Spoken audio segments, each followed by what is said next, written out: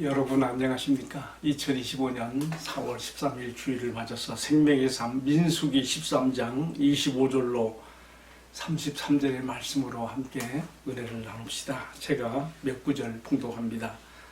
40일 동안 땅을 정탐하기를 마치고 돌아와 파란 광야 카데스에 이르러 모세와 아론과 이스라엘 자손의 온 회중에게 나와 그들에게 보고하고 그 땅의 과일을 보이고 모세에게 말하여 이르되 당신이 우리를 보낸 땅에 간제 과연 그 땅에 젖과 꿀이 흐르는데 이것은 그 땅의 과일이니이다.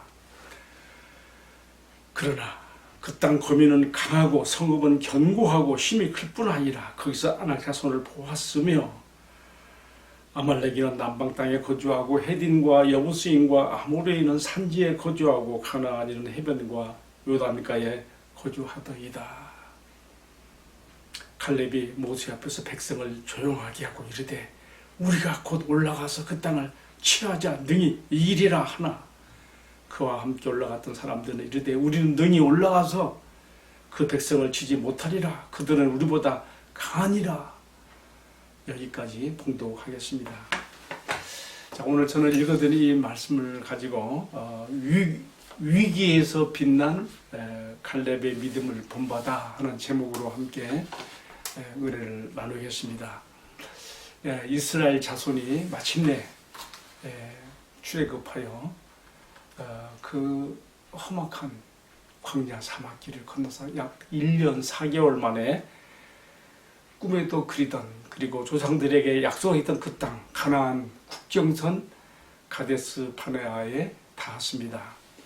60만 대군이 전투 행렬을 이루어서 여기까지 왔기 때문에 이제 그대로 공격 앞으로 해서 들어가기만 하면 되는 것입니다. 왜냐하면 지금 구름비둥고의 인도가 그들을 앞서가고 있으면서 지금 이 국기선까지 인도한 것입니다. 그런데 여기서 일단 숨고르기에 들어갑니다. 사실 하나님의 뜻은 거기서 바로 공격 앞으로 해서 가나안으로 진입하는 거였습니다. 그래서 사실은 모세도 그렇게 얘기를 했지요. 그런데 우리가 신명기 1장 19절에서 24절에 나온 말씀에 보게 되면 여기서 백성들이 잠깐 여기 멈추고 먼저 정탐꾼들을 보내서 우리가 정세를 파악하고 그 다음에 들어갑시다 그렇게 하기 때문에 부득이 그렇게 허락을 하여서 정탐꾼들을 보내게 되는 것이죠. 그런데 정탐꾼들이 40일간의 정탐을 마치고 돌아와서 보고하는 데서 문제가 생겼어요. 각 지파에서 한 명씩 유능하고 젊은 기동성 있는 젊은이들을 뽑아서 정탐을 보냈는데 대부분 그때 나이가 내가 보기에는 갈렙이 이제 나중에 여호수아 14장에서 해고한 거 보면 자기 나이가 40세였다고 했거든요. 되게 이 정말 40대 중장년층들이 갔던 것 같아요. 근데 거기서 정탐 보고가 10대 2로 나눠집니다. 마치 우리 과거 조선 역사에서 조선의 14대 왕이었던 선조가 일본이 호시탐탐 조선을 넘보니까 사신을 정탐을 겸한 사신을 보냈는데 그때 황윤길과 김성일이 갔는데 정반대 보고를 하는 것이죠. 여러분 객관적인 그런 그 상황도 중요합니다만은 그 해설을 어떻게 하는가가 참 중요한 것 같아요. 지금 여기 보면 이 정탐꾼들이 하는 보고를 보면 정말 말 그대로 땅에 대한 평가는 정말 젖과 꿀이 흐르는 땅이에요. 그 증거로서 뭘 갖고 왔습니까? 예수를 골짜기에서 포도를 땄는데 포도 한 송이가 한 사람이 들 수가 없어서 두 장정이 긴 장대에 매어서 어깨로 메고 왔다 했으니까 여러분 포도송이 한 알이 주먹만한 거예요. 그렇지 않고서야 이렇게 두 장정이 어깨에 장대에 끼어서 올 수가 없는 거거든요. 여러분 정말 하나님께서 약속하신 조상들에게 약속하신 그 땅은 젖과 꿀이 흐르는 땅이라 얼마나 땅이 비옥한지요. 젖과 꿀이 흐르는 땅이라 했는데 젖이라고 한 말은요. 이렇게 좋은 목초지가 있음으로써 거기에 이 양들이 말이에요. 소들이 풀 뜯어먹고 막 젖을 막 짜면 짜는 대로 막 나오는 젖이 흐르는 그리고 꿀이 흐른다니까. 너무너무 수산물이 잘 돼가지고 꿀맛 같은 과일들이 이렇게 나오는 것이죠. 그리고 실제로 이 꿀벌들이 막 거기에 꿀집을 만들어서 말이죠. 바위에 꿀이 흐르고 말이죠. 또 이 꿀벌들이 그 식물들을 말이죠. 이렇게 꽃가루를 발에 묻혀서 옮기는 수정 배합을 하기 때문에 과일도 작물도 잘 되고 정말 젓가 꿀이는 땅이에요. 근데 문제는 그 다음이에요. 이들이 뭐라고 보고했는가 하면요.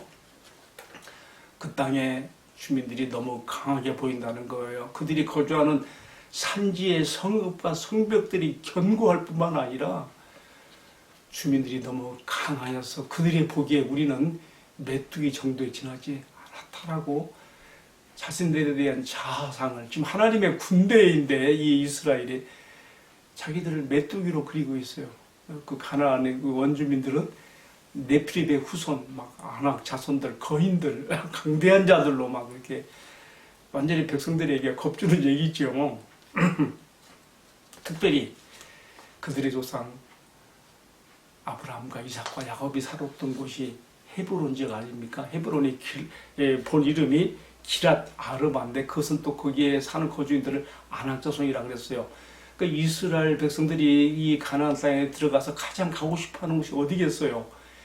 그들의 조상 아브라함, 이삭, 야곱이 오랫동안 거주하였던, 그리고 선조들의 무덤이 있는 바로 그 헤브론, 기랏 아르바가 아니겠습니까? 근데 거기에는 더욱 특별히 아낙 자손들, 네피립의 후손들이 거대한 이 거인들이 거기서 살고 있기 때문에 산지가 산성이 견고할 뿐만 아니라 이들의 그 유세에 눌려서 감히 공격할 수가 없는 곳이라고 그렇게 보호를 한 것입니다.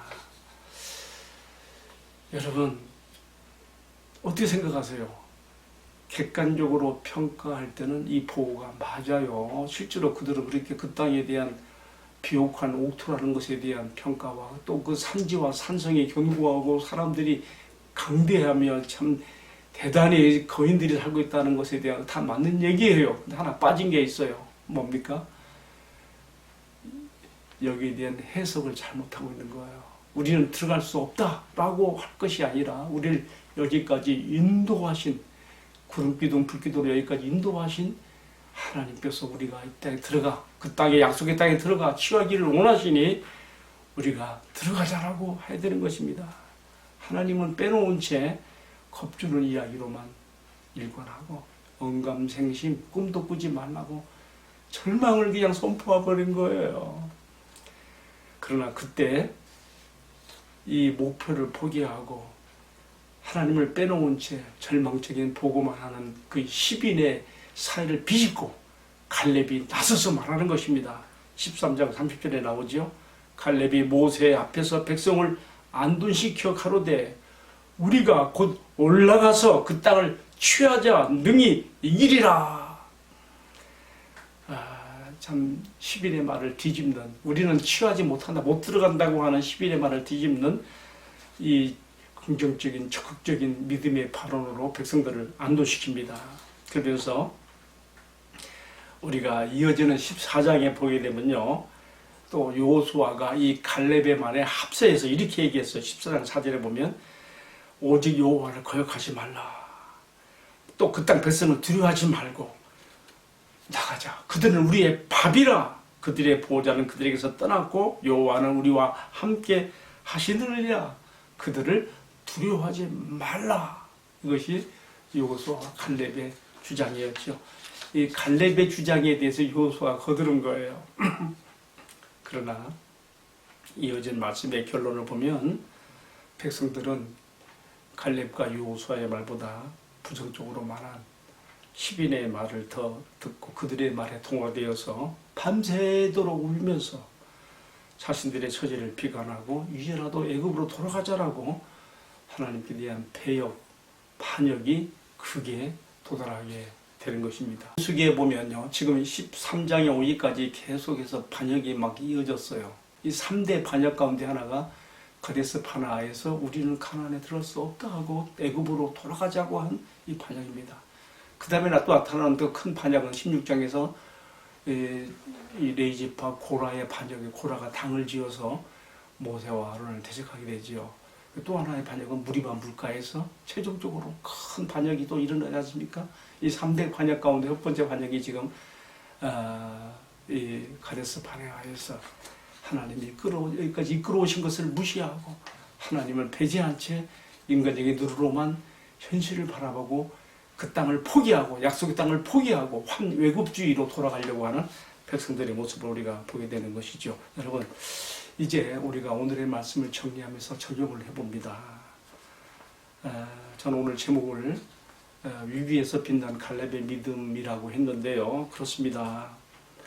모두가 아니라고 할 때, 모두가 불가능하다고 할 때 여호와 하나님께서 약속하셨고 또 함께하고 계시리 우리가 할 수 있다고 하는 이 갈렙의 믿음, 정말 너무나 귀하지 않습니까?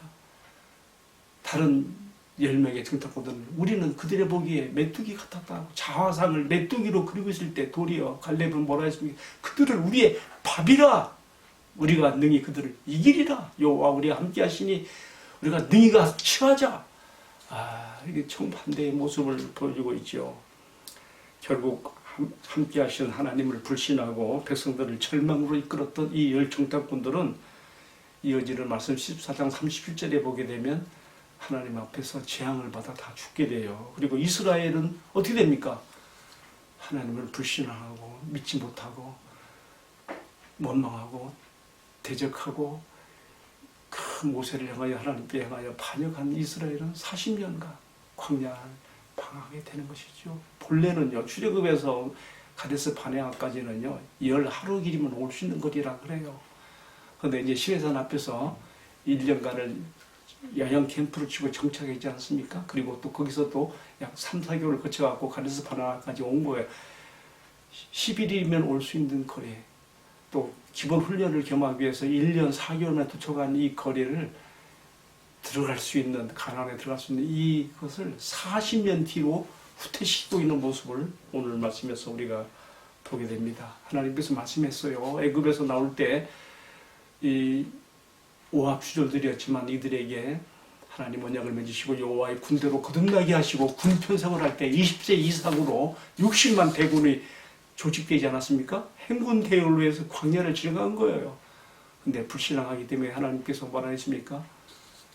40년 동안 광야에서 그들이 그 땅을 정탐했던 40일을 1년로, 하루를 1년으로 방황하리라. 40년 동안 광야에서 방황하리라.